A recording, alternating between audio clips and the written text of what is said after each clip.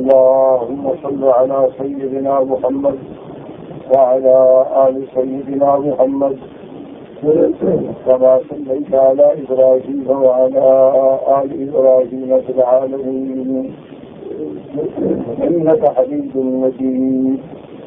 قال الله تبارك وتعالى في كلامه المجيد: أعوذ بالله من الشيطان الرجيم. بسم الله الرحمن الرحيم.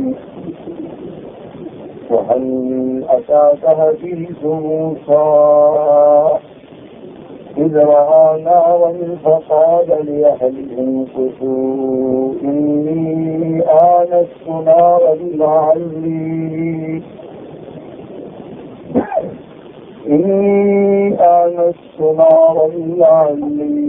آتيكم منها بقبس أو أجد على النار هدى. فلما أتاها نودي يا موسى إني أنا ربك فاخلع عليك إنك بالواد المقدس طوى وأنا اخترتك فاستمع لما يوحى إنني أنا الله لا إله إلا أنا فاعبدني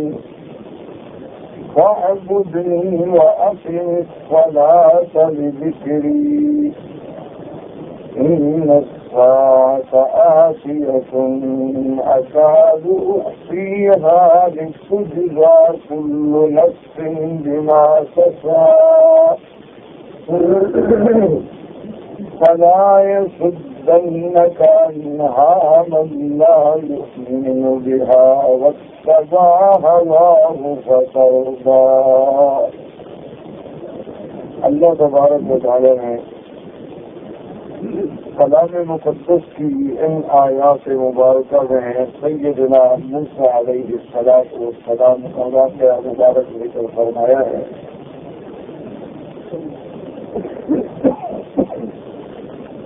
اور ان واقعات میں امت محمد مصطفیٰ صلی اللہ علیہ وسلم کے لیے بہت بڑے مواعظ ہیں، نصائح ہیں، عبر. اور میرے آقا رحمت للعالمین صلی اللہ علیہ وسلم کے لیے تثبیت اور تسلیم قلب کا ذریعہ.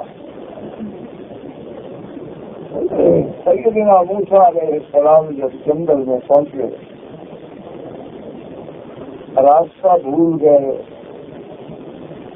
سردی کی شدت تھی، جنگل کا اندھیرا تھا، اس نے روشنی دیکھی تو اپنے گھر والوں سے فرمایا کہ آپ لوگ یہاں ٹھہریں، مجھے دور سے آگ محسوس ہوتی ہے، لعلی آتیکم منہا بقبس، لیکن میں وہاں سے جا کے کچھ تھوڑی سی آگ لاؤں گا،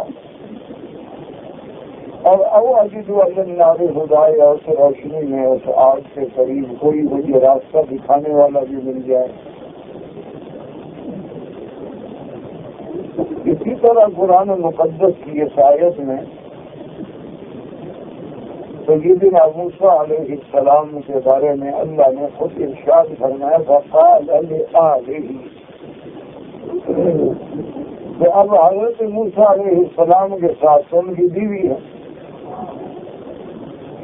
تو اس سے معلوم ہوا کہ لفظ اہل بیت جو ہے وہ دراصل ہوتا ہی بیویوں کے لیے ہے. یہ جو بعض فرقوں نے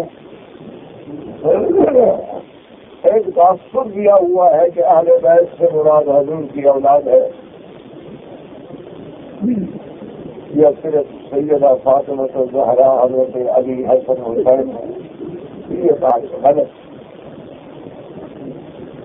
قرآن مقدس کے اندر بھی جہاں اللہ تبارک و تعالی نے ارشاد فرمایا انما يريد الله ليذهب عنكم اهل البيت عنكم الرجس اهل البيت ويطهركم تطہیرا. تو وہاں بھی ساری آیتوں کا تعلق جو ہے وہ ازواج رسول اللہ.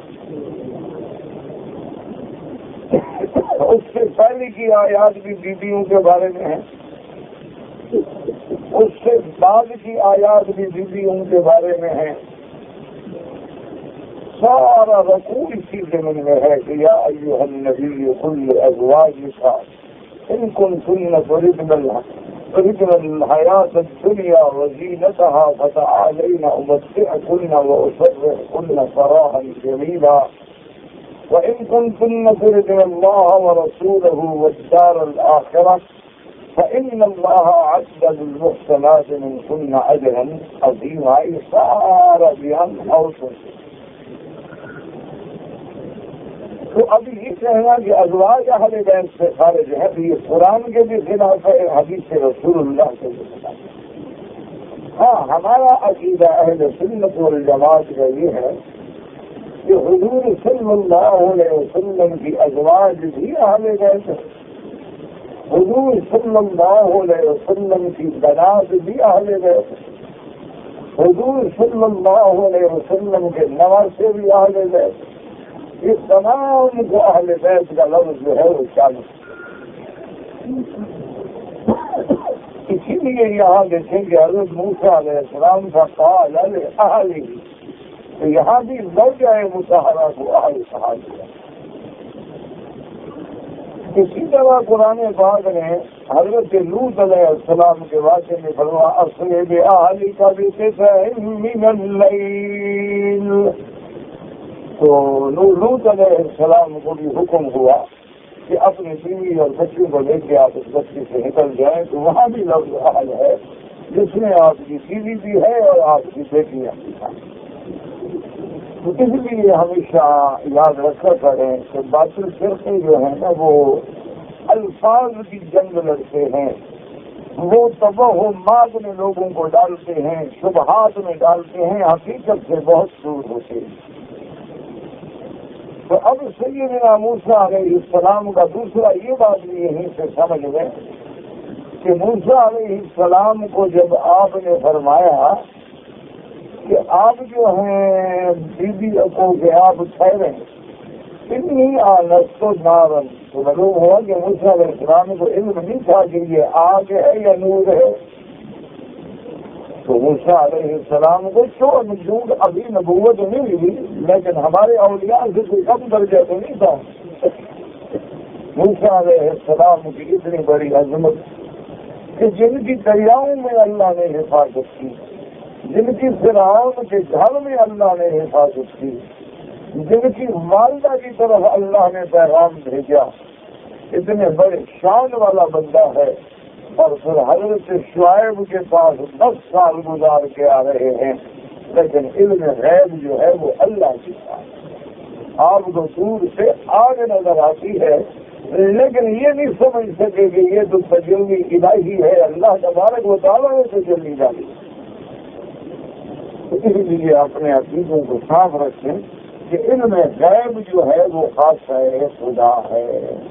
اللہ کے سوا کوئی عالم الغیب نہیں, نہ انبیاء نہ ملائکہ نہ اولیاء. اللہ یعلم من فی السماوات والارض الغیب الا اللہ.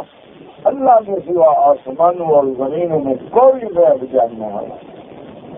اگر آپ قرآن کو بھی زیادہ اعتماد نہ کرتے ہوں نعوذ باللہ, یا حدیث رسول پر بھی, تو آپ خود دیکھیں کہ حضرت پیران پیر یعنی حضرت عبد القادر جیلانی رحمۃ اللہ علیہ سے کسی نے پوچھا کہ ایک آدمی نے نکاح کیا اور اس نے گواہ بنایا کہ اللہ اور اللہ کا رسول میرے گواہ ہیں اور کوئی گواہ تھا نہیں. تو اس نے اس عورت سے جب نکاح کیا تو اس وقت یہ کہا کہ بھائی ہمارا اللہ بھی اور اللہ کا رسول بھی گواہ ہے, تو کیا اس کا نکاح ہو جائے گا؟ تو حضرت نے فرمایا نکاح تو کیا ہوگا, وہ تو کافر ہو گیا. کافر کا نکاح کیسے ہوتا ہے کہ اس نے اللہ کے ساتھ حضور کو بھی عالم الغیب بنایا. اور حضور کو بھی ہر جگہ حاضر ناظر سمجھا کہ حضور موجود ہیں اور میرے نکاح کو سمجھ رہے ہیں، دیکھ رہے ہیں، تبھی گواہی دیں گے۔ اس کا معنی وہ تو کافر ہو گیا، اس کا نکاح کی بات کیا پوچھتے ہو؟ تو حضرت عبد القادر جیلانی رحمۃ اللہ علیہ نے بھی یہی فتویٰ دیا۔ اسی طرح فقہائے احناف نے بھی اپنے کتب میں یہی فتویٰ دیا کہ اگر کوئی نکاح کرے اور کہے اللہ اللہ کا رسول شاہد ہے تو یکفر کافر ہو جاتا ہے، اس لیے کہ وہ اللہ کے رسول کے بارے میں بھی علم غیب کا عقیدہ رکھ رہا ہے اور اللہ کے رسول کے بارے میں بھی ہر جگہ حاضر اور نازل ہونے کا عقیدہ رکھ رہا ہے۔ اب دیکھیں سامنے آگ نظر آ رہی ہے، لیکن پیغمبر کو پتہ نہیں آگ ہے کہ تجلی۔ کہتے ہیں کہ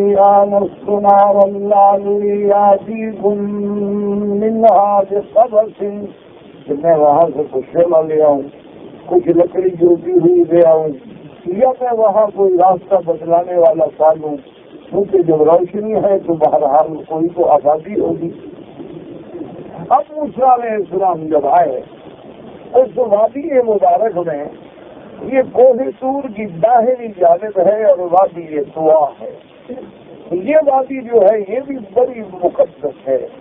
اللہ نے دنیا میں جیسے زمان میں برکتیں رکھی ہیں ایسے مکان میں بھی برکتیں رکھی ہیں، کہ جیسے سب سے افضل مقام جو ہے، سب سے اعلیٰ بقعہ جو ہے وہ اللہ کا کعبہ ہے، جس کے بارے میں میرے آقا نے ارشاد فرمایا تھا کہ واللہ انک لخیر ارض اللہ، کہ مجھے اللہ کی قسم ہے کعبہ کی، اللہ کی ساری سرزمین میں سے سب سے بڑا ہے، میں تجھے کبھی نہ چھوڑتا اگر میری قوم مجھے مجبور نہ کرتی۔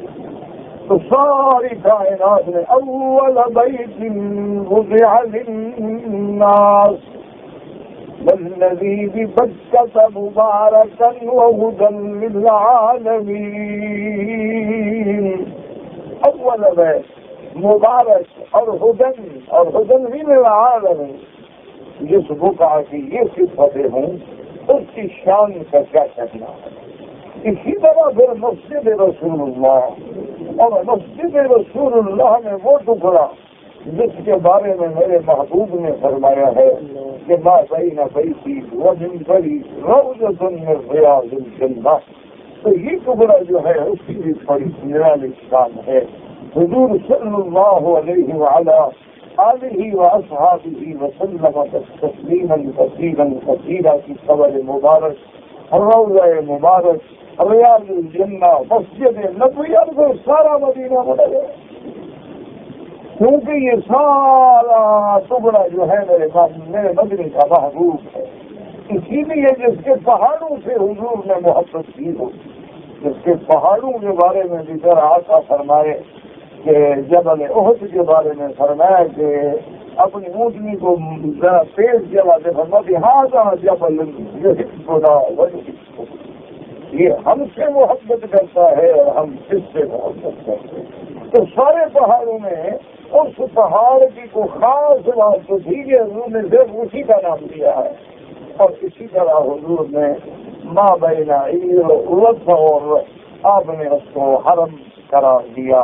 تو بہرحال یعنی وہ بھی ایک عظیم بقعہ مبارکہ ہے۔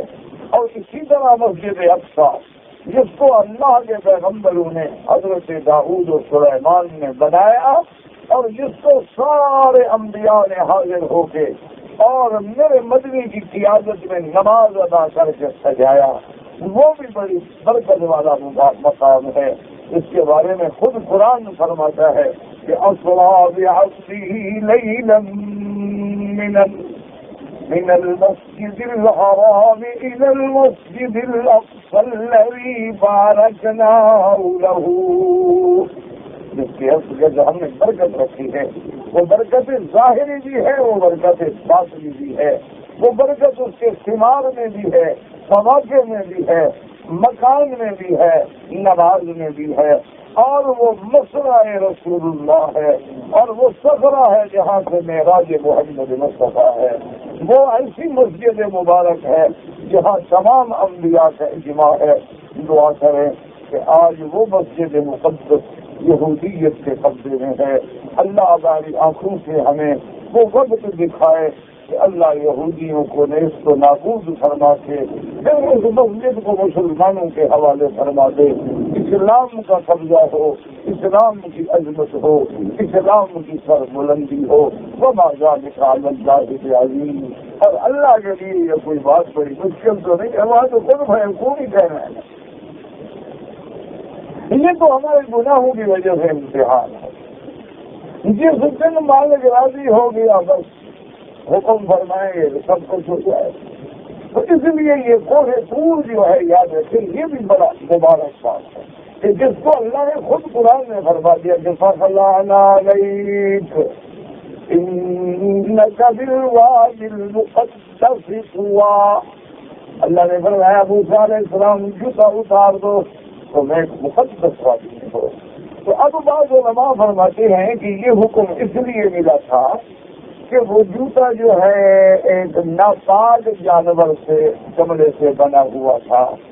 بعض فرماتے ہیں کہ وہ جوتا جو ہے ایسے چمڑے سے بنایا گیا کہ جس کو دباغت نہیں کی گئی، کیونکہ چمڑے کو اگر دباغت کی جائے، جیسے بناتے ہیں نمک لگاتے ہیں پھر اس کو صاف کرتے ہیں تو پھر وہ پاک ہو جاتا ہے، تو اگر ایسا نہ کیا جائے تو ناپاک تو اسی طرح ناپاک رہے گا۔ تو فرمایا اس لیے اللہ نے حکم دیا کہ جوتا اتار دو، لیکن قرآن پاک ایسی باتیں نہیں کہتے۔ قرآن پاک نے ایک حکم بدلا دیا ہے۔ اب جوتا کس چمڑے کا تھا، کون سے چمڑے کا تھا، وہ پاک چمڑا تھا، وہ ناپاک چمڑا تھا، بعد میں لکھا کہ فلاں جانور کے چمڑے ساری باتیں ہیں، روایات ہیں، لیکن جن کے بارے میں ہمیں قرآن پاک روشنی نہیں ڈالتا۔ قرآن پاک بنیادی بات کرتا ہے کہ اللہ نے حکم فرمایا کہ جوتا اتار دو، انک بالوادی المقدس طویٰ۔ اس مقدس وادی کی تقدیس کا تقاضا یہ ہے کہ اس کے اندر آدمی بغیر جوتے سے آئے۔ اسی لیے میں نے عرض کیا تھا کہ جوتے میں نماز پڑھنا جائز ہے، جوتے کو مسجد میں پہننا بھی جائز ہے، لیکن جائز کا معنی یہ نہیں کہ آپ ہمیشہ پہنا کریں۔ ایک جواز ہے، اور وہ بھی تب جب کہ پاک ہو۔ اگر پاک نہ ہو تو سیدھی بات ہے قمیض بھی پاک نہ ہو تو جائز نہیں، اگر آپ کی چادر بھی پاک نہ ہو تو پہن کے نماز پڑھنا جائز نہیں، اگر آپ کا قمیض اور کپڑا بھی پاک نہ ہو تو جگہ پاک نہ ہو تو نماز جائز نہیں۔ تو یہ بیان جواز ہوتا ہے کہ جیسے شدید دھوپ ہوتی تھی، کنکریاں آگ کی طرح جل رہی ہوتی تھی مسجد نبوی میں، تو صحابہ جوتا پہن کے بھی تشریف لے آتے تھے، اور بلکہ صحابہ فرماتے ہیں کہ ہم ان کنکریوں کو ہاتھ میں لے لیتے تھے کہ کچھ تو ٹھنڈی ہو جائے گا، سجدہ کریں گے تو وہی بچھا دیں گے، تاکہ پیشانیاں جل جاتی تھی۔ تو حالات پر بھی نظر رکھی جاتی ہے۔ یہی فقہا کا کام ہے، یہی علماء کا کام ہے کہ وہ مفہوم رسول پاک کو، وہ آپ کے اس مفہوم کو سمجھنے کی کوشش کرتے ہیں کہ الفاظ مبارک تو یہ ہے، لیکن منشاء نبوت کیا ہے، اسی کا نام تفقہ ہے اور اسی کا نام فقہ ہے، اور اسی کی اتباع کرتے ہیں تمام ائمہ کرام، ورنہ سب تابع ہیں حدیث رسول اللہ کے، کتاب اللہ کے، سنت رسول اللہ کے صلی اللہ علیہ وعلا آلہ واصحابہ وسلم تسلیما کثیرا کثیرا۔ تو لہذا ہمیشہ یاد رکھیں۔ اب جیسے دیکھیں نا جی، حضور نے فرمایا کہ ایک آدمی نے حضور سے پوچھا گیا رسول اللہ میں روزے سے تھا، میں نے بھول کے پانی پی لیا، پانی پینے کے بعد مجھے یاد آیا کہ روزہ ہے۔ آپ نے فرمایا تمہارے روزے کو کچھ نہیں ہوا، آج رزق ساقہ اللہ الیک، یہ اللہ نے تمہارے مقدر میں لکھا تھا، تم نے پی لیا اور بھول گئے، بھولے ہوئے کو کوئی اللہ پاک نے معاف کر دیا۔ اب اس کا معنی یہ تو نہیں کہ تم روز بھولنا شروع کر دو کہ جی میں آج بھول گیا تھا۔ تو اتفاق ہے کہ اگر ایسا واقعہ ہوگا تو ہم وہی بات کریں گے کہ فرمان رسول اللہ نے صلی اللہ علیہ وعلا آلہ واصحابہ وسلم تسلیما کثیرا کثیرا۔ یہ نہیں ہوتا کہ ہم اس سے فائدہ اٹھائیں یا اس منشاء رسول کے خلاف کوئی قدم اٹھائیں، یہ بات جو ہے یہ مخالفت ہوتی ہے۔ طریقہ ہے محمد مصطفیٰ صلی اللہ علیہ وسلم تسلیما کثیرا کثیرا۔ اسی لیے یاد رکھیں کہ علماء کرام جو ہیں وہ قول میں اور فعل میں فرق کرتے ہیں کہ ایک تو ہے حضور کا فرمان، ایک ہے حضور کا عمل فرمانا، دونوں ٹھیک ہے، حضور کا فرمان ہے آمنا وصدقنا، لیکن دونوں میں ایک فرق ہوتا ہے کہ جو حضور نے فرماتے حکم دیا ہے یہ الگ بات ہے، ایک ہے کہ حضور نے ایک کام کیا ہے تو یہ کبھی کبھی جواز یہ بھی ہو سکتا ہے، اس کو ہمیشہ کے لیے سنت قرار نہیں دیا جاتا کہ کبھی حضور نے ایک عمل فرما دیا اور امت کو رعایت بتلا دی تاکہ امت جو ہے اس رعایت میں آ جائے، اور کبھی ایسا واقعہ آ جائے تو ان کے لیے عمل موجود ہو وہ محمد رسول اللہ صلی اللہ علیہ وآلہ آلہ واصحابہ وسلم تسلیما کثیرا کثیرا۔ اچھا، اسی طرح حضور پاک نے فرمایا کہ قلم جو ہے اللہ کی 3 لوگوں سے اٹھائی گئی ہے۔ کیا مانا کہ ایک تو آدمی پاگل ہے، مجنون ہے، تو جب تک اس کا دماغ ٹھیک نہ ہو جو کچھ کرے گا نہیں پکڑا جائے گا، تو دیوانہ ہے بیچارہ کیا کرے گا۔ اسی طرح النائم حتی استیقظ، ایک آدمی سو گیا اب نیند میں ہے، جب تک وہ نہ جاگے تو گناہ گار نہیں ہوگا۔ مثلا نیند آ گئی، نماز قضا ہو گئی تو اب نماز تو قضا کرے گا لیکن قضا کا گناہ نہیں ہوگا کیونکہ وہ نائم تھا، اس کو نیند تھی، جیسے حضور پاک خود سو گئے، حضور صلی اللہ علیہ وسلم سو گئے، صحابہ سو گئے۔ سب سے پہلے جب حضور کی آنکھ کھلی تو سورج نکل آیا تھا، دھوپ نکل آئی، حضور پاک نے حضرت بلال سے ناراض ہوئے کہ بلال ہم نے تمہاری ڈیوٹی لگائی ہمیں جگانا ہے، اچھا جگایا تم نے؟ انہوں نے کہا یا رسول اللہ جس اللہ نے اپنے نبی کو بھی جگایا تو بلال بھی جگاتا تھا، آپ بھی سو گئے میں بھی سو گیا، نیند آ گئی، حضور نے فرمایا اچھا اسلام سے نکل جاؤ۔ تو اب مسئلہ یہ ہوا کہ اگر بندے کو نیند آ گئی ہے تو جب جاگے گا نماز قضا کر لے گا، گناہ نہیں ہوگا اس کو، کیونکہ وہ نیند۔ اب اس کا معنی یہ تو نہیں کہ تم ساری رات ڈیوٹی کرو اور 4 بجے آ کے سو جاؤ کہ مجھے نیند آ گئی ہے، اور نیند والے کو تو گناہ نہیں ہوتا۔ اس کا معنی یہ ہے کہ تم حدیث رسول کے مفہوم کی مخالفت کر رہے ہیں۔ وہ تو معنی ہے کہ اگر اتفاق ایسا ہو جائے، یہ مانا نہیں کہ تم روزانہ ڈیوٹی کرتے ہو 12 بجے دن سے 12 بجے رات تک اور 1 بجے کھانا کھا کے سو جاتے ہو لو جی میں تو سویا ہوا تھا مجھے تو نیند آ گئی، یہ بات غلط ہے۔ جب اسباب موجود ہیں، آلات موجود ہیں، گھڑیاں موجود ہیں، جگانے والے موجود ہیں، اٹھانے والے موجود ہیں، پھر بہانہ بنانا کہ مجھے نیند آ گئی، اسی لیے منشا رسول کے خلاف ہے۔ اس لیے ہمیشہ یاد رکھیں کہ فرمان رسول میں منشا حکم کو دیکھنا ہوتا ہے۔ سیدنا علی رضی اللہ تعالیٰ عنہ کو حضور نے حکم دیا، معبور نامی ایک آدمی تھا جو بی بی صفیہ کے گھر میں آتا تھا، تو حضور صلی اللہ علیہ وسلم کے گھر میں آتا تھا، حضور نے فرمایا کہ علی جاؤ اور اس کو قتل کر دو۔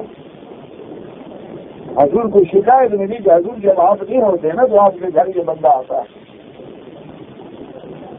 حضور جلال میں آ گئے، غیرت اللہ کے نبی کی غیرت، حضور نے فوراً حضرت علی کو حکم دیا کہ جاؤ جہاں ملے قتل کر، اللہ کے نبی کے گھر میں خیانت کر گئے، اور جب میں نہیں ہوتا اس وقت آتا، اگر اس نے آنا ہے تو میرے موجودگی میں آئے، اجازت لے کے آئے، بتلا کے آئے، خبر دے کے آئے، یہ تو نہیں ہے کہ سامن دفتر میں گیا اور کسی آدمی اس کے گھر میں آ گیا، کیا مانا ہے؟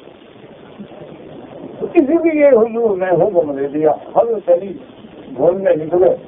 اچھا، اللہ کی شان یہ ہے کہ وہ ایک کنویں کے منڈیر پہ بیٹھا ہوا تھا بیچارہ، حضرت علی رضی اللہ تعالیٰ عنہ کے ہاتھ میں یہ تلوار دیکھے، حضرت علی ماشاءاللہ فضل میں نفتار الاسلام تھے، اور حضرت علی نے یہ دھمکی سیدھے ہو جاؤ تمہارا وقت آ گیا، اور اسے چمکی رہنے بھی جا رہا سر کے بل سارے کپڑے بھی اس کے کھل گئے، وہ تو مرد ہی نہیں تھا، وہ تو غریب خسرا تھا۔ کہ منشا رسول جو ہے وہ غیرت ہے، اور یہ تو مرد ہی نہیں۔ اب کوئی کہے کہ اس نے حدیث کی مخالفت کی حضرت رہی ہے، حضور نے فرمایا قتل کر دو، کہتے ہیں نہیں میں قتل نہیں کرتا ہوں۔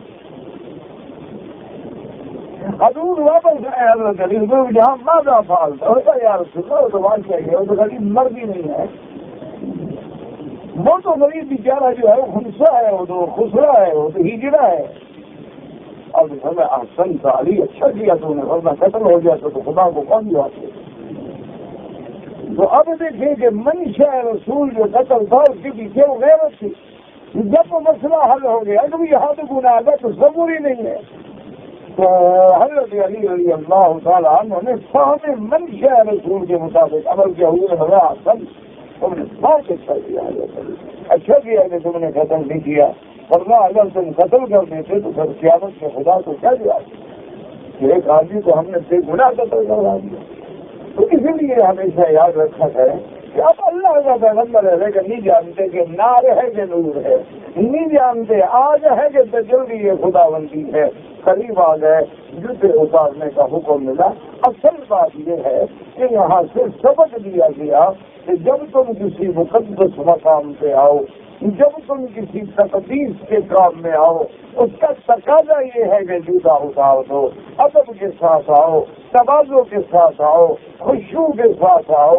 اور یہ بھی منشا تھا کہ جب جوتے اتریں گے تو پاؤں براہ راست وادی کو لگیں گے، تو اس وادی کے برکات اور ثمرات جو ہے وہ بھی حضرت موسیٰ علیہ السلام کو نصیب ہوں۔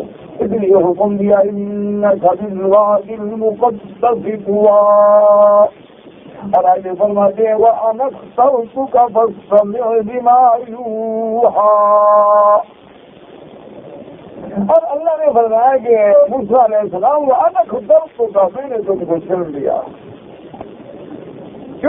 ہے، کیا مانا رسالت کے لیے چن لیا ہے، نبوت کے لیے چن لیا، کیونکہ اللہ تبارک و تعالیٰ جس کو چاہتے ہیں رسالت اور نبوت کے لیے چن لیتے ہیں۔ تو اللہ نے فرمایا کہ میں نے تم کو اپنے لیے چن لیا ہے، اور اب توجہ کے ساتھ سنو جو تم پر وحی کی جاتی ہے، جو تمہیں حکم دیا جاتا ہے اس کو غور سے سنو، غور سے سمجھو، اور اس کے بعد اس پہ عمل کرنے کا حکم دیا گیا۔ اب دیکھیں باقی بات تو ٹھیک ہے، جو پیغمبر کے منہ سے بات نکلی تو اللہ نے تو سچی تو کر دی نہیں، انہوں نے فرمایا تھا یا آگ لاؤں گا یا کوئی راستہ دکھانے کا مل گیا، اللہ نے نبوت کا راستہ دکھلا دیا۔ اتنا بڑا راستہ مل گیا نہیں، اس سے بڑا راستہ کیا ہے؟ اسی فرمایا وَأَنَا اخْتَرْتُكَ فَاسْتَمِعْ لِمَا يُوحَىٰ، اور پہلا سبق دیکھو کیا ہے، إِنَّنِي أَنَا اللَّهُ لَا إِلَٰهَ إِلَّا أَنَا فَاعْبُدْنِي، پہلا سبق توحید کا۔ اس لیے مسلمانوں یاد رکھو 1000 حج کر لو، 1000 سال مدینہ منورہ میں بیٹھ جاؤ، روضہ مبارک میں جھاڑو دیتے رہو، لیکن توحید کا عقیدہ نہیں ہے تو سیدھی جہنم۔ یہ بات اچھی طرح سمجھ، نجات کی دار و مدار جو ہے وہ اللہ کی توحید سے ہے۔ اگر عقیدے میں لوچ ہے تو نہ مدینہ کا مرنا فائدہ پہنچائے گا، نہ مکے میں دفن ہونا فائدہ پہنچائے گا، نہ کعبے کے خلاف میں دفن میں تو کوئی فائدہ پہنچے گا۔ اصل بات عقیدہ ہے، پہلے عقیدہ تو۔ اب دیکھیں اللہ کا پیغمبر ہے، اولو العزم من الرسل ہے، کلیم اللہ ہے، شان یہ ہے کہ اللہ براہ راست کلام فرما رہے ہیں، درمیان میں کوئی فرشتہ نہیں، لیکن پہلا سبق کیا دیتے ہیں کہ اننی انا اللہ لا الہ الا انا فاعبدنی۔ تحقیق سارے سنو میں اللہ خود بول رہا ہوں، اور سبق کیا ہے کہ کوئی معبود برحق نہیں مگر اللہ، کوئی معبود، لا الہ مانا معبود، کوئی عبادت کے لائق نہیں مگر اللہ۔ اب دعا عبادت ہے تو اللہ کے سوا کسی سے مانگو تو شرک ہو گیا، پکارنا عبادت ہے اگر اللہ کے سوا کسی کو پکارو گے یا شیخ عبد القادر جیلانی یا معین الدین اجمیری، شرک ہو گیا۔ اسی طرح نظر، نیاز، منت عبادت ہے، غیر کے نام کی منت مانو گے شرک ہو گیا۔ اسی طرح نماز، رکوع، سجود سب عبادت ہے، غیر کے آگے جھکو گے، غیر کا ثواب کرو گے، غیر کو سجدہ کرو گے تو شرک ہو گیا۔ مشکل کشا، حاجت روا اس کی ذات ہے، جب غیر سے مانگو گے تو شرک ہو گیا۔ پہلا سبق یہ ہے، کوئی معبود برحق نہیں مگر اللہ، فاعبدنی، صرف میری عبادت کرو۔ اور یہی وہ سبق ہے جو امت مصطفیٰ روز پڑھتی ہے، ایاک نعبد و ایاک نستعین، تیری ہی عبادت کرتے ہیں اور تجھ ہی سے مدد چاہتے ہیں۔ ہر نماز میں اقرار کر رہے ہیں تیری ہی عبادت کرتے ہیں اور تجھ ہی سے مدد چاہتے ہیں۔ بعض علماء نے لکھا کہ نعبد تو کیوں مقدم ہے نستعین پہ، یعنی پہلے تو کہنا چاہیے تھا کہ تیری مدد کرتے ہیں، لیکن تیری ہی عبادت کرتے ہیں اور تجھ ہی سے مدد مانگتے ہیں۔ علماء نے فرمایا کیونکہ توحید دو قسم ہوتی ہے، توحید تشریع ہوتی ہے، توحید تکوینی ہوتی ہے۔ نعبدوں میں توحید تشریع ہے، تو تمام پیغمبروں کو اللہ نے اسی توحید سمجھا۔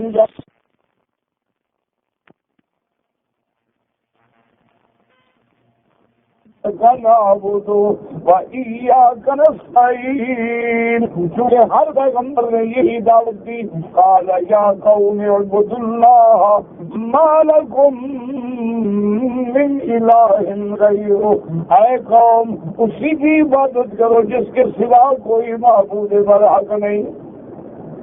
تو توحید تشریعی مقدم تھی، اس لیے ایاک نعبد، لیکن ایاک نعبد میں بعض علماء نے ایک بڑا پیارا جواب لکھا ہے، وہ فرماتے ہیں ایاک نعبد و ایاک نستعین۔ ایاک نعبد میں ایک قسم کا دعویٰ بھی ہے کہ ہم تیری ہی عبادت کرتے ہیں، تو فوراً کہا اللہ تیری ہی مدد چاہتے ہیں، تیری مدد نہ ہو تو تیری عبادت کیسے کر سکتے ہیں، تیری مدد نہ ہو تو عقیدہ توحید پہ کیسے رہ سکتے ہیں، تیری مدد نہ ہو تو اسلام کیسے نصیب ہو سکتا ہے۔ اس دعوے کے ساتھ مدد کے طلبگار بھی ہو گئے کہ تیری عبادت کرتے ہیں تو یہی سے مدد، اس لیے فرمایا فاعبدنی، صرف میری عبادت کر، وأقم الصلاة لذکری، اور نماز قائم کرو میری یاد کے لیے۔ نماز ذکر ہے، اللہ اکبر، نماز جو ہے یہ بھی ذکر ہے۔ اسی لیے علماء کہتے ہیں کہ دیکھو نماز کی ہر حرکت میں ذکر ہے۔ اللہ اکبر، رکوع میں جاؤ کیا کہو گے؟ اللہ اکبر، سجدے سے اٹھو کیا کہو گے؟ سمع اللہ لمن حمدہ، ربنا لک الحمد۔ اسی طرح سجدے میں جاؤ گے سبحان ربی الاعلیٰ۔ اسی طرح تشہد میں بیٹھو گے التحیات للہ۔ ہر چیز میں ذکر ہے، ہر حال میں ذکر ہے، ہر حرکت میں ذکر ہے۔ اس لیے امام ابو حنیفہ رحمۃ اللہ علیہ جن چیزوں میں ذکر نہیں وہ اس کے قائل بھی نہیں، وہ کہتے ہیں کہ الصلاۃ لذکر۔ اللہ اکبر، علم کی بڑی دور نظر ہوتی ہے۔ دعا کرو اللہ ہمیں تمام ائمہ کا ادب نصیب فرمائے، اللہ ہمیں بے ادبی سے بچائے، اللہ ہمیں گستاخیوں سے بچائے۔ اللہ تبارک و تعالی ہمارے دلوں میں تمام ائمہ مجتہدین، ائمہ محدثین، ائمہ فقہاء، ائمہ قراء، علماء حق کی محبت عطا فرمائے اور ان کی صحبت عطا فرمائے، ان کے ساتھ اٹھائے اور ان کے ساتھ جنت نصیب فرمائے۔ اس لیے اللہ پاک سے یہ دعا کی گئے، فرمایا اقم الصلاۃ لذکری، لیکن آپ دیکھیں فرماتی ان الساعۃ آتیۃ، اور موسیٰ علیہ السلام یہ بات بھی سن لو، قیامت نے آنا ہے، لیکن میں نے اس کو چھپایا ہے اکاد اخفیہا، کیوں؟ لتجزا کل نفس بما تسعی، ہم نے اس کو چھپایا ہے، وجہ کیا ہے؟ یہ دنیا دار العمل ہے، جو کرنا ہے کر لو، تاکہ تمہیں اس دن بدلہ بھی دے گا قیامت میں جو کچھ تو نے کمایا ہے، جو کچھ تو نے کیا ہے۔ اگر ہم بتا دیتے کہ قیامت جو ہے 2020 میں آئے گی، تو کہتے جو 2019 تک کھا پی لو، 20 میں توبہ کر لیں گے۔ اللہ نے چھپا دیا ہے، پتہ نہیں کب آ جائے، ابھی آ جائے، رات آ جائے، صبح آ جائے۔ ما تدری نفس ماذا تکسب غدا وما تدری نفس بأي أرض تموت۔ اللہ نے فرمایا تجھے تو پتہ نہیں ہے کہ کل ہوگی کہ نہیں ہوگی، اور کس زمین پہ کس مٹی پہ مجھے موت آئے گی۔ اور جب بندہ مرتا ہے قیامت ہو، اس کی قیامت تو گویا آ گئی، تو ہمیں بھی قیامت کا کوئی پتہ نہیں، اللہ نے چھپا کے رکھ دیا ہے۔ اور یاد دیکھو، کبھی علم بدلا دینے میں فائدہ ہوتا ہے، کبھی چھپا لینے میں فائدہ ہوتا ہے۔ آپ دیکھتے ہیں نا کہ آدمی بیمار ہو، ہارٹ کا مریض ہو، زیر علاج ہو، اور اس کا کوئی قریبی عزیز مر جائے، تو سارے کہتے ہیں اس کو نہ بتلانا، وہ کہتے ہیں اس کو یاد نہیں رکھنا، وہ پہلے بیچارہ ہارٹ پیشنٹ ہے، سب نے سنے گا تو مر جائے گا، اس کو مت۔ اچھا وہ پوچھ بھی لے گی کیا حال ہے، وہ کہتے ہیں ٹھیک ہے، تکلیف تو ہے لیکن دیتے ہوگا۔ تو اللہ کا شان ہے، اگر ہمیں بتا دیا جاتا نا جی آپ نے پرسوں مر جانا ہے، تو ہم کیا کھاتے ہیں؟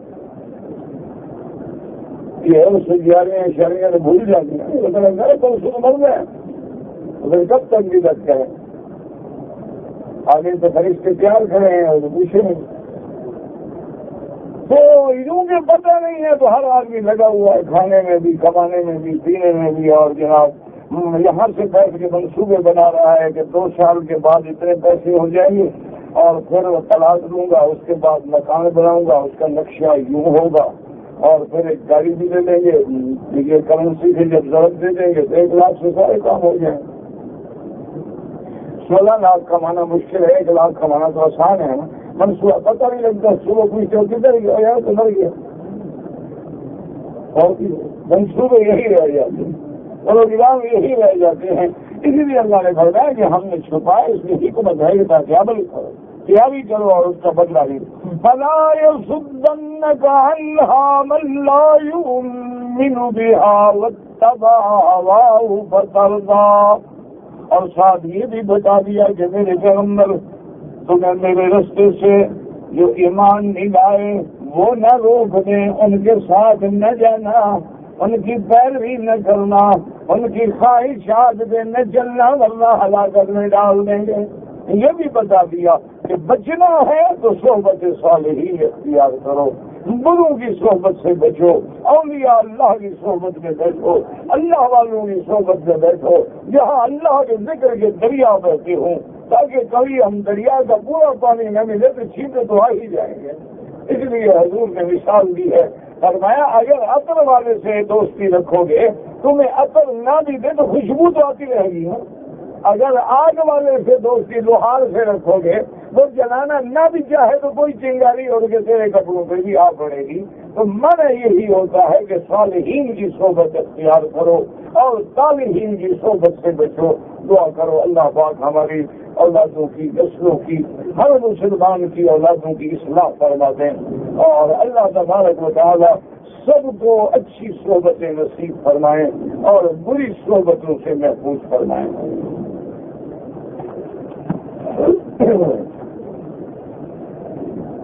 کہتے جی کہ باب عمرہ کا نام باب عمرہ کیوں رکھا گیا ہے؟ آپ کیا کر رہے آئے ہوئے ہیں؟ عمرہ کر رہے ہیں، اسی لیے رکھا۔ حضور صلی اللہ علیہ وسلم جب قضاء عمرہ کے دیا یہاں سے گزرے ہوں گے، اس لیے صرف اگر حرم کے دروازوں پہ غور کر لینا جی تو تاریخ اسلام پوری سمجھ آ جائے۔ لیکن حاجی کے پاس اتنا ٹائم نہیں، اس نے گھڑیوں کا پتہ کرنا ہے، ڈیجیٹل کیمرہ ڈھونڈنا ہے، لیٹسٹ ماڈل کا کوئی موبائل خریدنا ہے، اس نے ڈی وی ڈی اور ڈی وی سی اور پتہ نہیں کیا کیا پروجیکٹر خریدنے ہیں. اس کو کیا پڑی ہے کہ حرم کے دروازے ڈھونڈتا پھرے؟ ورنہ اگر آپ غور کریں نا جی، ایک دروازے پہ غور کرو، اس میں تاریخ ہے پوری. کہ باب الفتح ہے، باب السلام ہے، باب المدینہ ہے، باب العمرہ ہے، باب ام ہانی ہے، باب بنی عباس ہے، باب علی ہے، باب بلال ہے، باب الندوہ ہے. یہ سارا تاریخ اسلام جو ہے نا پوری کی پوری صرف دروازوں کی تاریخ پڑھ لو تو سمجھ آ جائے. لیکن شرط یہ ہے کہ تمہارے پاس وقت بھی ہو کہ تم تاریخ مکہ بالادرکی کو کھول کے پڑھ سکو. اب جو اردو کی تاریخیں چھپی ہیں نا، ان میں تو ماشاءاللہ مشکل یہ ہوتی ہے کہ لکھنے والوں کا ایک ذوق ہوتا ہے، جو چیز ان کے ذوق کے خلاف وہ رگڑا لگا کے کاٹ دیتے ہیں. تاریخ ہے، معلومات حاصل کرنے ہیں، عقیدے کی بات تھوڑی ہوتی ہے. اسی لیے ہمیشہ یاد رکھیں، میں ہمیشہ عرض کرتا ہوں کہ اگر مسلمان ملک اپنے بچوں کو اسلامی قاعدہ پڑھا دیتے تو آپ کا بچہ انشاءاللہ 5ویں جماعت کے اندر صحیح معنی میں مسلمان ہو جاتا. لیکن ہمارا جو ماشاءاللہ ہم نے بنائے ہوئے ہیں نا جی قاعدے، کیونکہ انگریز کی قاعدہ ہے نا، A apple, B dog, C cat, بلی، کتا، تو ہم نے ماشاءاللہ بالکل اس کی نیاز بندی کی. ہم نے کہا کہ الف انار، بے بیمار، ہے حکا، کاف کتا، بے بلی. وہ ناراض نہ ہو جائے ہمارا جو روحانی بزرگ ہے، ہم نے اس کے قاعدے کو سکھانا ہے.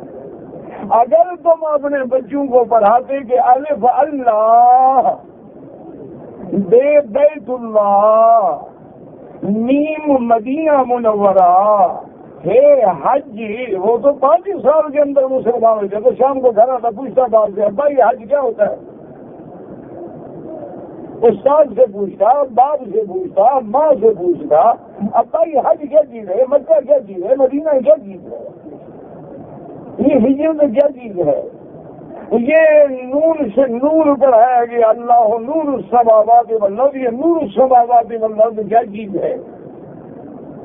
صرف قاعدہ پڑھتے پڑھتے تیرا بچہ مسلمان ہو جاتا. لیکن جس قوم کا یہ عالم ہو کہ قاعدہ بھی انگریزی، لباس بھی انگریزی، کھانے کے برتن بھی انگریزی، ٹیبل اور چیئر بھی انگریزی، ڈرائنگ روم اور ڈائننگ روم اور بیڈ روم بھی انگریزی، سارا لبس بھی انگریزی، شکل بھی انگریزی، نقل بھی انگریزی، اس کو کیا دعویٰ ہے کہ میں مسلمان ہوں؟ انا للہ و انا الیہ راجعون. بس اور کیا کہہ سکتے ہیں؟ مولوی روتے رہیں گے، چیختے رہیں گے، تم انشاءاللہ سنتے رہو گے. حضرت شاہ جی فرماتے تھے بخاری رحمۃ اللہ علیہ، وہ کہتے تھے کہ ہم کہتے کہتے مر جائیں گے، یہ سنتے سنتے مر جائیں گے، بات وہی کی وہی رہے گی. فرماتے ہمیں کہنے کی مرض ہو گئی ہے، ان کو سننے کی بیماری پڑ گئی. ان کو بھی مزہ نہیں آتا جب تک چٹخارا نہ ہو، اور ہمیں بھی چین نہیں آتا جب تک وہ سننے والا نہ ہو. مولوی کیسے چپ رہ سکتا ہے؟ کوئی بھی نہ ہوئے نا مولوی، وہ شیشہ سامنے رکھ کے باتیں شروع کر دیتا. بات تو کرنی ہے نا بھائی، کس سے بات کریں؟ بولنے کی عادت ہوتی ہے نا. ایک مجلس میں صبح شام پڑھانا ہے، بولنے والا بندہ نہ ہو تو پاگل ہو جائے کیا.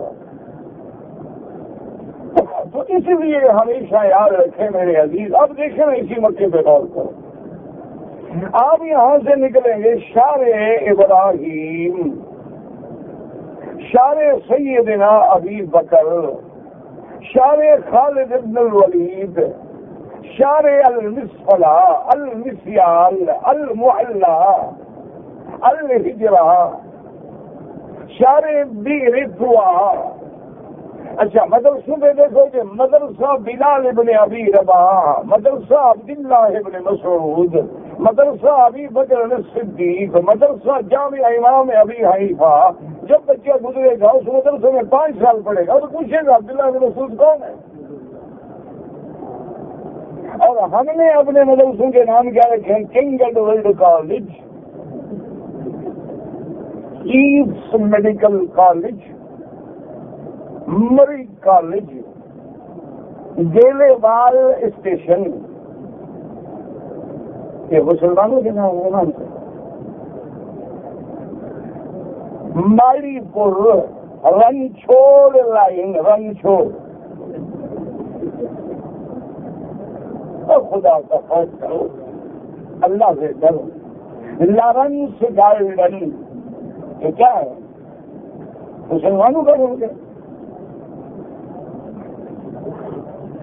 انا للہ و انا الیہ راجعون۔ ہم رو سکتے ہیں اور مولوی کے بس میں کیا ہوتا ہے؟ ہم کہتے رہیں گے تمہیں تھوڑا ماننا ہے۔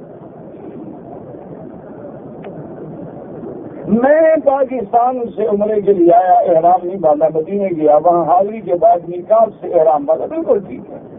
جب آپ جدے سے سیدھا مدینہ منورہ چلے گئے احرام باندھنے کی ضرورت ہی نہیں۔ پھر جب آپ نے مدینہ سے آئے احرام باندھ کے عمرہ کیا، بالکل ٹھیک ہو گیا۔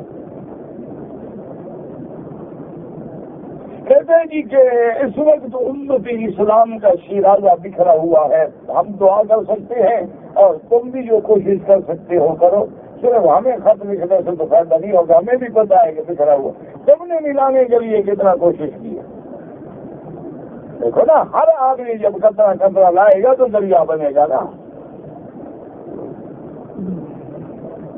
میں آپ سے ملاقات کرنا چاہتا ہوں تو میں کوئی افسر ہوں کہ پروٹوکول کے تابع پہلے اے ڈی سی کو مل کے اجازت لینی پڑے گی؟ جب چاہو مل لو، میں گیا وقت نہیں ہوں کہ پھر آ نہ سکوں، جب چاہو مل لو، جب چاہو پکڑ لو، بس نماز پڑھنے دیا کرو، بعد میں جب فارغ ہو گیا ہوں تو مل لیا کرو۔ جائرانہ نہیں، نعوذ باللہ، جائرانہ، جائر تو پھر ظلم ہو گیا نا۔ جہرانہ اس کنویں کا، اس جگہ کا نام ہے جہاں حنین کی جنگ کے بعد میرے مدنی پاک نے قیام فرمایا ہے۔ فتح حنین کے بعد حضور نے وہی قیام فرمایا ہے، اور وہاں سے حضور پھر خود احرام باندھ کے مکے عمرہ کرنے کے لیے تشریف لائے ہیں۔ تو اس جگہ کا نام ہے جہرانہ، اور وہاں وہ کنواں مبارک ہے جس میں حضور پاک نے اپنا لعاب ڈالا ہے۔ کہ کنواں جب کھودا گیا تو کنواں کڑوا تھا، صحابہ نے کہا حضور پانی کڑوا تھا، میں ڈول نکالو، ڈول نکالا، حضور نے اپنا لعاب ڈالا تھا، میں ڈال دو کنویں میں ڈالا تھا، میں اب نکالو، صحابہ کہہ رہے اتنا میٹھا اور اتنا پاک پانی پھر ہم نے دیکھا ہی نہیں دیا۔ تو یہ کنواں مبارک بھی اسی جہرانہ میں ہے، اور یہ وہی جگہ ہے جہرانہ کہ صحابہ کہتے ہیں کہ ہم بیٹھے تھے، ایک بوڑھی عورت آئی، اور جب حضور کے قریب آئی تو حضور نے اپنی چادر بچھائی اور اس کو چادر پہ بچھایا، اور باقی ہم حیران ہو گئے کہ حضور چادر بچھا رہے ہیں عورت کے لیے، اور یہ بوڑھی بھی کمال کی بات ہے حضور کی چادر پہ بیٹھ گئی۔ ادب تو یہ ہوتا نا کہ وہ ہٹا دیتی، حضور یہ آپ کی چادر ہے، میں اس پہ کیسے بیٹھوں، لیکن وہ بھی بیٹھ گئی۔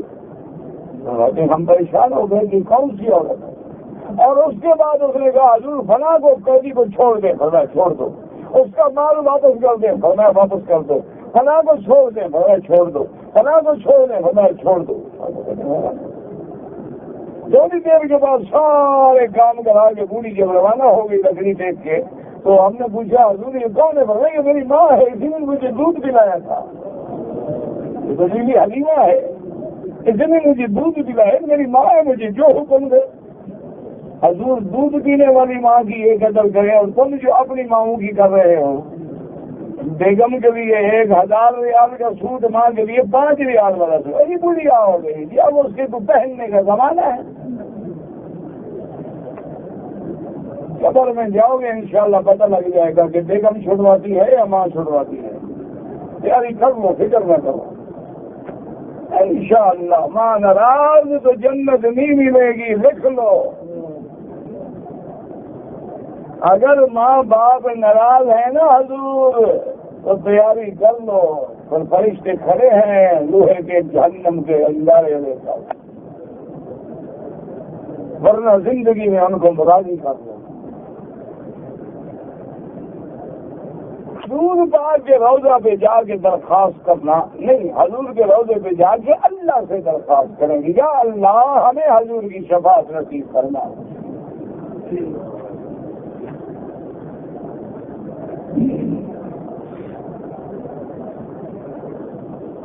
کہتے جی کہ مجھے ایک رشتے دار نے رقم دی تھی کہ خیرات کر دینا، تو اب وہ میرے حالات یہاں آگے کچھ خراب ہو گئے تو آپ مستحق ہو گئے تو آپ بھی خود خرچ کر سکتے ہیں، خیرات ہے آپ کر دی.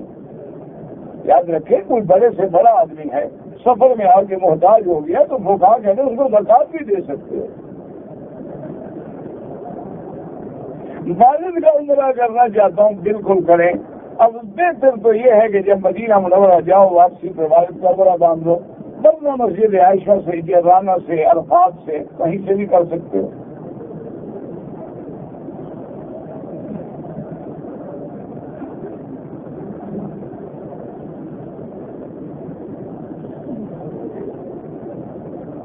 ایک مسجد کا امام ہے، لمبی نماز پڑھاتا ہے.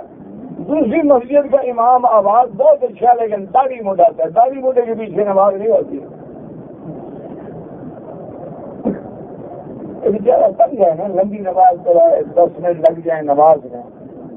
امام ایکسپریس ہو، اللہ اکبر اللہ اکبر اللہ اکبر اللہ اکبر، چکریں ہماری جان چھڑائی، نماز پڑھی کیا.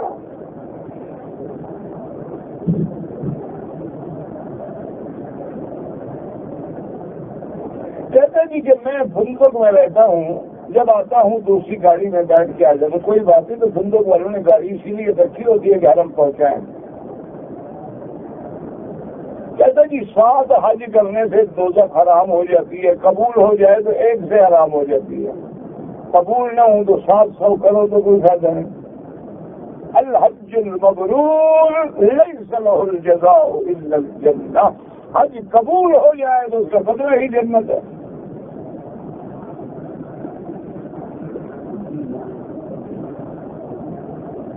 اگر میں استنجا کر لوں تو بعد میں میرے قطرے گرتے رہتے ہیں. کوشش کریں ڈیلا یا ٹیشو پیپر استعمال کریں اور یقین کریں کہ اب قطرے نہیں گر رہے، پانی گرائیں، تسلی کریں. اس کے بعد بھی اگر بیماری ہے تو آپ انڈرویئر رکھیں اور ہر نماز کے لیے نیا وضو کریں. میرے والد اپنی زمین خریدی ہے اور مسجد بنا رہے ہیں، اس سے بڑی نیک کام کیا ہے؟ حضور نے فرمایا من بنا للہ مسجدا بنى اللہ لہ بیتا فی الجنہ، کہ جو اللہ کے لیے مسجد بناتا ہے خالص اللہ کی رضا کے لیے، اللہ اس کو جنت میں گھر بنا کے دیتے.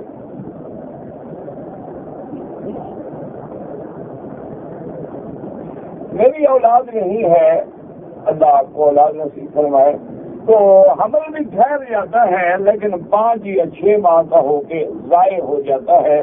بہرحال سب سے پہلے تو میرا مشورہ یہ ہے کہ علاج کراؤ کسی اچھی لیڈی ڈاکٹر سے جو دائمی کی اچھی ماہر ہو، کیونکہ اسقاط ہو جانے سے عورت کے جو اندر کے اعضاء ہیں وہ ڈھیلے ہو جاتے ہیں، تو پھر اسقاط ہوتا رہتا ہے.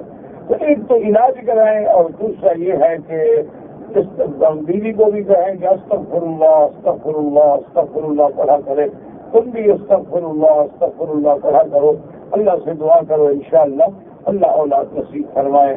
اور جو قرآن میں اولاد کی دعائیں ہیں نا وہ بھی پڑھا کرو. رب هب لي من لدنك ذرية طيبة إنك سميع الدعاء يرثني ويرث من آل يعقوب واجعله رب رضيا. یہ جتنی دعائیں ہیں یہ ساری پڑھا کرو، انشاءاللہ اللہ خیر کریں گے. لیکن علاج بھی کرواؤ، اسباب پر بھی عمل کرو. 11 مرتبہ درود شریف، 72 مرتبہ یاسین شریف پڑھی ہے تو ٹھیک ہے، پڑھتے رہو، ٹھیک ہے.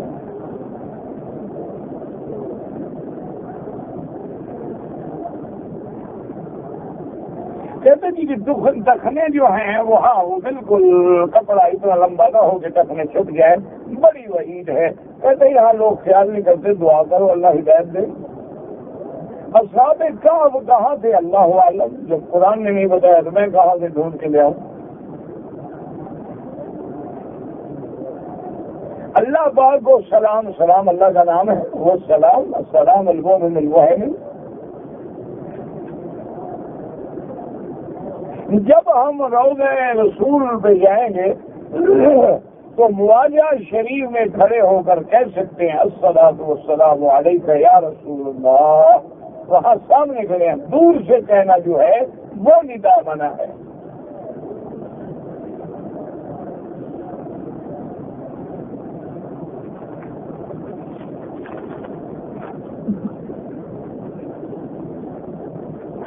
ایک عورت متعلقہ عورت تھی، اس سے شادی کی، وہ خالد زدہ تھی، لیکن چند مہینے تو اچھے گزرے، اب وہ بد زبانی پہ اور جھگڑے پہ اتر آئی ہے. تو اب میں کیا عمل کروں؟ دعا کرو اللہ ہدایت دے، اور کیا کروں؟ اور کیا مشورہ دے؟ ہم کیوں کہیں بھی طلاق دے دو؟ تم نے پہلے رحم کھایا، ابھی رحم کھاؤ، گزارا کرو.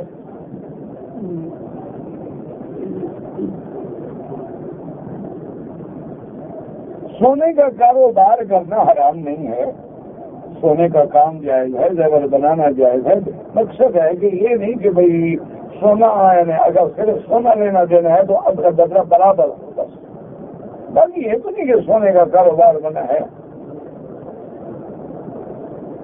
میں نے عمرے کے جب کیا طواف کے میں نے 5 چکر لگائے، صفا مروا کے 7 لگائے. کوئی بات نہیں، ابھی ایک طواف پھر کر لو. جو میں نے طواف غلط کیا تھا اس کو صحیح کر رہا ہوں تو کوئی درد نہیں پڑے گا انشاءاللہ، کیونکہ اکثر چکر تیرے ہو گئے تھے، 4 سے زیادہ ہو گئے تھے. 11ویں دن شرک ہے اگر غیر اللہ کی اذنیت سے کہ یہ غیر اللہ کے نام پہ ہے تو بالکل حرام ہے. اور غیر اللہ کے نام پہ دے گے یہ کہ اس کا مجھے میرا پیر فائدہ پہنچائے گا، مجھے چھڑائے گا، پھر شرک ہے، ورنہ بدعت ہے. ایسے مولوی کے پیچھے نماز بالکل نہیں ہوتی. ایک ہوتا ہے مانگنے والا، ایک ہوتا ہے مسکین جو ہے مانگتا نہیں ہے. اگر عصر کی نماز کے وقت وضو کیا، مغرب اور عشاء کی نمازیں پڑھی، بالکل ٹھیک ہے، کیونکہ میں نے پھر عشاء کا وضو نہیں کیا تو انشاءاللہ اس کا مسواک کا بھی سب کا ثواب ملے گا.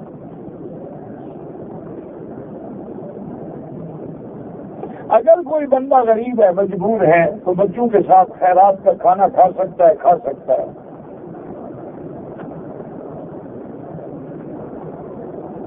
کہتے تھے کہ حملی امام کے پیچھے وتر کی نماز نہیں ہوتی، یہ بات نہیں ہے، کبھی ایسی بات نہیں. لیکن بات یہ ہے کہ تمام وتر جو پڑھے جاتے ہیں حدیث میں ثابت ہیں، لیکن حنفی مسلک میں 3 رکعتیں جیسے مغرب کی نماز پڑھی جاتی ہے اس طرح پڑھے جاتے ہیں.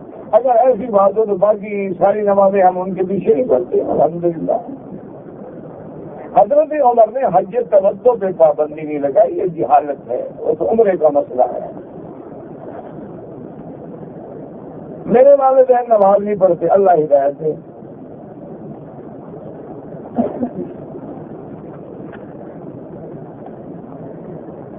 اگر پاکستانی حجاج یا عمرے والے آئے ہیں، زکوٰۃ کھا سکتے ہیں، غریب ہیں، محتاج ہو گئے، پیسے کٹ گئے، کچھ نہیں رہا، پھر کھا سکتے ہیں. پیسے ہیں تو نہیں کھا سکتے. پاکستان سے بغیر احرام کے مکہ پہنچ گئے، عمرہ بھی کریں اور ایک بکری دم بھی ادا کریں.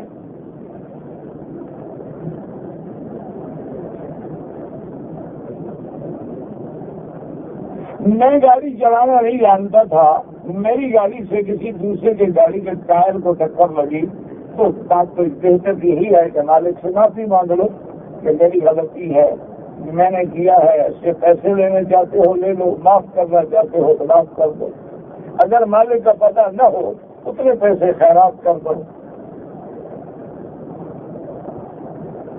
اگر میں مدینہ منورہ سے عمرہ کروں تو اپنے والد سے جس کے لیے چاہے کر لیں. کہتا ہے جی کہ اللہ اکبر کے بجائے کچھ لوگ صحیح لفظ ادا نہیں کرتے، بیچارے کی زبان ہے، کیا کریں. ہمارے بہت سارے مہاجر بھائی ہیں، ان کو لفظ ضرنی نہیں ادا، وہ کہتے ہیں جرنی، اور کیا کرے آگے. اچھا یہ ہمارے مصری بھائی وہ کہیں جمال نہیں کہیں گے کہ جمال آگا الت. اللہ ہدایت دے، ہم کیا کر سکتے ہیں.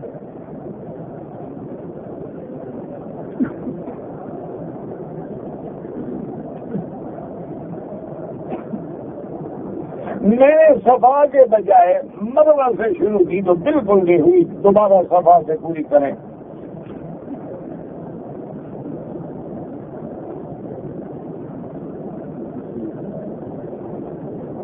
اگر ایک عورت کراچی سے احرام کی حالت میں آئی، وہ بالکل پاک تھی، جب وہ بلڈنگ پہ گئی تو مہواری تھوڑی سی شروع ہو گئی، پھر ٹھیک ہو گئی، نہ اس نے طواف کیا نہ عمرہ۔ اب دیکھیں، سب سے پہلی بات یہ ہے کہ کیا یہ ایام اس کے ہر عورت کے مہینے کے دن جو ہے نا اس کو پتہ ہوتا ہے کہ مجھے حیض اول مہینے میں آتا ہے، درمیان میں آتا ہے، آخر میں آتا ہے؟ تو کیا یہ اس کے حیض کے دن ہیں؟ اگر ہے تو بالکل گھر میں بیٹھی رہے، حیض کے دن پورے کرے، جب پاک ہو جائے، دن گزر جائے، غسل کر کے عمرہ کرے۔